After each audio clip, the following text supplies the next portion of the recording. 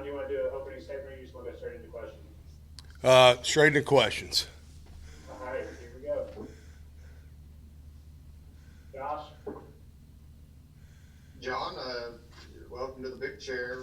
How, I don't think we've spoken, or at least I haven't spoken with you since you kind of got that new title. What is that? Has that really changed your job at all, or is it just more of is that kind of a formality thing to some degree? Yeah, no real change in what we're doing day in, day out. Maybe, just kind of something from Coach Stoops, to giving Clink and myself just formal titles of things we've already probably really been doing in title. All of our jobs is to assist Brad in every way possible while he coordinates the defense, and then coach our position group day in, day out, and have a view of our area of expertise that we're trying to help in regards to seeing the defensive stuff, big picture. And so really just a title, no real job description change, no more work, no less work, same work. But something I'm grateful for, Coach Clink's grateful for Coach Stoops, giving us that acknowledgement of what we have been doing and kind of continue to do here. But all of our jobs is to, help contribute and make our defense be the best it can be, and help Brad in any way we can be the best he can be as a coordinator too.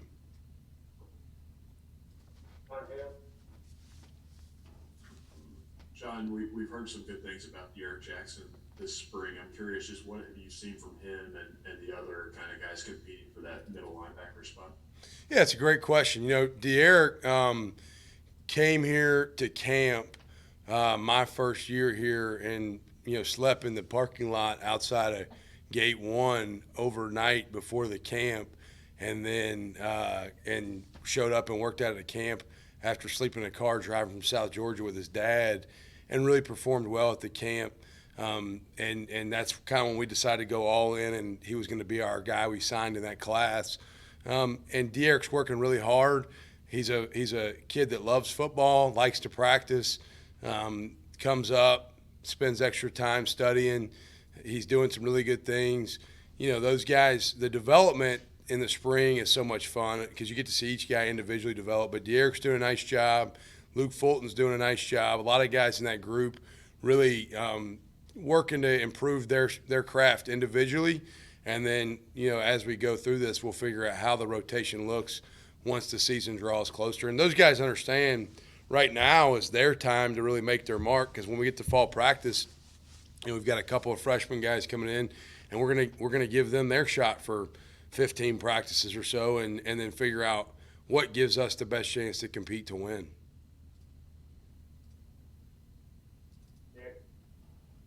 You mentioned those camps. How important is it to get those back in June, not only from a visit standpoint, but also to evaluate? Yeah, I think the hardest part right now is in this recruiting stuff with COVID, losing the in-person evaluation makes it much more challenging. Losing the opportunity to go watch a high school kid practice on their turf, or have them come to your camp and work them out and do drills that help you identify how they would fit within your scheme or your system, and athletically what their strengths and weaknesses are. Watching a kid practice at his high school, you get to see not only talent, but you get to see leadership qualities, the intangibles of how they interact and communicate with their teammates and coaches. So the in-person eval as a whole is very important. Obviously, we've missed out on that the last year. Would be very grateful to have that opportunity again this summer to get some guys on campus.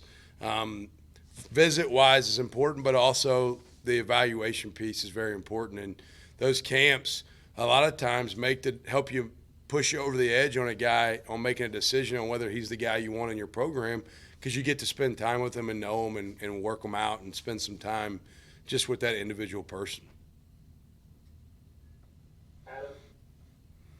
Hey, John, Adam Luck at KSR. Just wanted to ask about Jared Casey. I know he made that transition inside last year. How's he progressing this spring?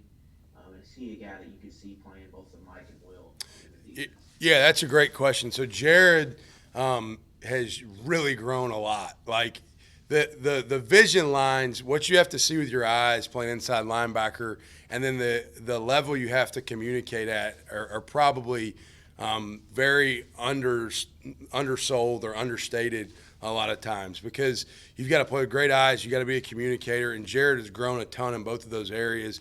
Jared's a really, really intelligent kid. We did an academic meeting yesterday. He's got straight A's. I mean, the guy does a great job in school. He's got some intelligence. Learning the position, it's a lot. Like our defense, what we do to play inside linebacker, we put a lot on those guys mentally, and they have to think at a high level, and so it's more than just a physical game; it's a mental game for those guys as well. And Jared's made a lot of great strides. He's not. You're never gonna be perfect. You're gonna make mistakes, but I'm really excited to see his growth. He right now is, he's practicing primarily at will. We'll work him some at Mike depending on situations that we see fit. We do like to cross-train guys as much as possible. The one thing we have to sometimes be careful of is cross-training guys prematurely when they're not ready and it confusing them. Because while there are some similarities between the Mike and the Will, there are also some very distinct differences in what those guys do job description-wise. And so, but I'm excited about Jared. I really, as a kid, he's a great guy to coach. He's a great young man. He's working hard. He's invested time into his craft way more over the last year than he did probably when he first got here in regards to just coming up here. That's the most fun part about our group right now, in my opinion.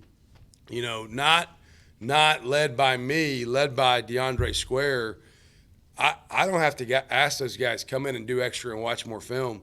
I'll walk down the hall and look in a meeting room, and Square will have the whole position group watching practice before I even watch it with them. And so, and they'll all be huddled up around a computer or projector or whatever it is.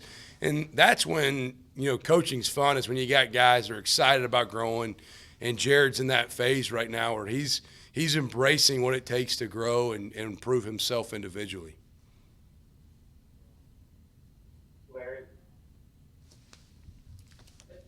Hey, John, you mentioned about some of the young guys that'll be coming in. Could you specifically talk about Wallace and how hard or how easy it was to recruit him and what you like about him so much? The hard part of recruiting him was he was highly sought after. He's a kid that had a lot of attention, really picked up steam during his senior year in recruiting. And at the end, we were battling a lot of traditional SEC powers to get him to come here. There's so many things to like about the young man. When you watch his video, it's very easy to identify what makes him unique athletically. His last game in high school as a running back, he ran for 370-something yards. He also played linebacker and had like 9 or 10 tackles in that game. So very talented athlete. He just won the 5A state championship in powerlifting about 3 or 4 weeks ago. And right now, I think he's got either the best or second best long jump in the state of Georgia on record this year. He just broke Lindsey Scott's record, who played at Georgia, went to the same high school. He just broke Lindsey Scott's long jump record. So he's got elite athletic tools, kid that has got a great personality, and he's highly intelligent. He's a great communicator. Kid loves ball. He's a great human being, down home kind of country kid, but I'll FaceTime with him a lot, and you never know, he's going to be riding a horse or a four-wheeler or whatever. But he's a guy we're excited about and really have big plans for, and look forward to getting him here in the fall and really in the summer, and kind of figuring out where does he fit, how much is he ready for to help us at the linebacker position in our defense. And then the other guy we got coming in that a lot of people I think are maybe overlooked because of Trevin's hype is Martez Thrower. Martez is in his own right a very talented young man and is a very physical player. Martez strikes people with bad intentions. His high school career, his coach every couple weeks be sending me a picture of a face mask that got broken because he was hitting so hard. So both those kids we're excited about and what they can do when they get here. Sometimes you got to temper your enthusiasm because they are going to be freshmen, and there's a lot of growing pains that come along with being a freshman. But excited about both those guys. They're eager to get here and think they both have very bright futures. All right, we got time for a few more. We've got John Wong, John Clay, John Hale, and then we'll finish with the John, you were talking about academics, and if I remember, you were pretty hot shot yourself when you played here. How do those classroom smarts translate over onto the football field in your mind? Yeah, it's a great question. And I appreciate you recognizing my overachievement because I'm not real intelligent. I tell the guys in my meeting room all the time that they're way smarter than their coach, and if I can figure all this out, then they can figure it out. There is a transition of being able to answer the question the right way in a meeting room setting, and then go out on the field and actually activate what your knowledge is. Knowledge. I tell guys all the time, knowledge equals confidence, and when you have confidence, you can play fast. So you have to learn it in a meeting room setting or through walkthroughs or different areas, but then you have to be able to react. That's the thing that's different on defense and offense is it's a reactionary game for us. It's not our football. We don't get to decide what formation the offense gets in. We got to react to what they do a little bit.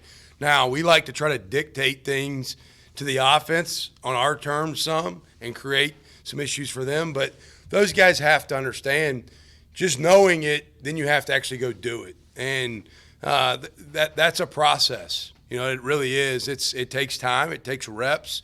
And so you can know the answer in a classroom setting, but actually going out and activating it and doing it is a totally separate thing. But those guys are handling it well, and they're really growing in that area. John Clay? John, you mentioned Luke Fulton earlier. How's he coming along, and what does he bring to the table for you? Yeah, Luke's a big, physical, very impressive kid when you see him in person. I mean, he's got strength, he's got size, he likes to play the game. He's an intelligent kid.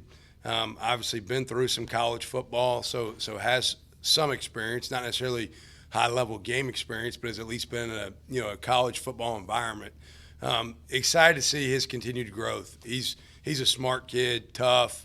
Really, think it's going to be fun to watch his development. And as he grows and continues to come on, think he can do a lot of things productive in this program and has a good upside. So really looking forward to watching him continue to grow.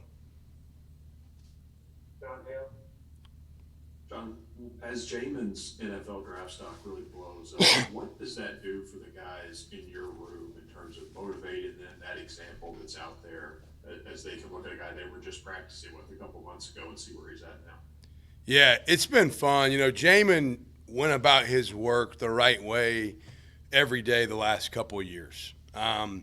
Through maybe in the 2019 season, things not going, we had some big plans for him and how we were going to use him, and things maybe not going quite as smooth the first part of that year as we had all hoped for him, and not maybe having the kind of year we thought he was going to have in 19 as fast. The back half of the 19 year, he started to come on and become more productive. And then, I describe it to people a lot with Jamin as it's like the fire took a little while to get started, but now he started pouring gasoline on it, and that thing's out of control. Once that thing got going for him, he's really seen a lot of success. He kept working hard. He didn't have a bad day. He didn't whine or complain when things weren't going his way. He kept showing up and working his tail off. And if you do that over time, good things happen. Like going back to what we talked about earlier, you don't just walk in the door a lot of times as an inside linebacker because of the amount you have to learn and understand ready to play. You have to grow into that role. And he did a great job. Those guys, it's a great example. He didn't come in as a freshman or a sophomore, just start all of a sudden. He had to put in his time and develop and work. And it's a great example of what our weight room guys do, Coach Ed and Coach Hill and those guys, with developing a kid physically too, because he came here and he was like 196 pounds, and now he's as good a looking dude as you're going to find on a football field. And he's athletic and moves great, obviously, but you could tell by pro day. I mean, you could always tell that on video, but those numbers he put on pro day were impressive. So it's a great example for all the guys in our room, but really for all the guys in our team of – you just keep putting your head down, going to work, have a great attitude, embrace the process of getting better every day, and good things happen. All right, we'll go Dick, and then Jeff Drummond, and we'll wrap up. Hey, John, you were just to follow up on your comments about the pandemic and recruiting, how it affected you. I got to think, obviously, it limited your opportunities to see how a kid interacts in the home with his family. And I know a lot of coaches put a lot of stock in that. Where are you all on that kind of thing? You know, that's a great question. We like to evaluate the whole person. And so obviously the athlete is a critical piece. There's a threshold that you have to be able to meet to play football in the SEC. So that's a football piece. But then you're evaluating the student. You know, what is their ability or capability? What is their determination and drive? And what is their willingness to do work? And then you also want guys in the locker room that are going to add value to the culture of the program. You're looking for guys that are self-motivated, that are excited about football, that love football, that want to be great people. And so a lot of times in the in-home setting, you do get to evaluate, how does a young man speak to his mom? You know, that matters. I talk to our guys all the time about how you do anything is how you do everything. And so I think how you talk to a person, how you look them in the eye, how you walk into a room matters. And so we're working through some of that stuff in evaluation.